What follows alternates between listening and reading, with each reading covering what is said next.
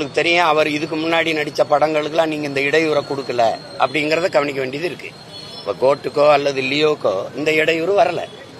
ரெண்டாவது, அந்த படத்தினுடைய அந்த பகவந்த் கேசரிங்கிற அந்த இந்த தெலுங்கு படத்தினுடைய முதல் பதிப்பு, அந்த பதிப்பை நான் பார்த்தேன். அதை பார்க்கும்போது அதில் இந்த சான்றிதழ் கொடுக்குற அளவுக்கு அது தடை நீட்டிக்கிற அளவுக்கு அதில் ஒரு சிக்கல் இல்லை. அந்த படத்தில் மத ரீதியாக இருக்குது அப்படின்னா அந்த காட்சிகளை நீக்கிட்டு வெளியிடுங்கன்னு தான் சொல்லணுமே ஒழிய, நீங்கள் சான்றிதழ் கொடுக்கவே இவ்வளவு காலம் அவரும் ஒரு வெளியீட்டு தேதியை குறிச்சிட்டாரு, 9ஆம் தேதின்னு குறிச்சிட்டாரு. நீங்கள் அந்த தேதி வரைக்கும் அந்த சான்றிதழ் கொடுக்காம இழுக்கிறது அது சரியா இல்லையே, அது சரியா இல்லை, அது அவசியம் இல்லை.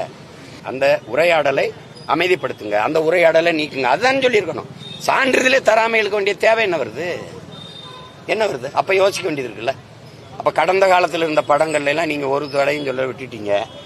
இப்ப அவரை தேர்தல் குறிச்சவன்னு சொல்லும்போது அப்ப தேவையற்ற ஒரு நெருக்கடியை கொடுக்குறீங்கிறதானே பாக்குறவங்களுக்கு தோணும். அது அவசியம் இல்லைன்னு நான் நினைக்கிறேன். அது அவசியம் இல்லை.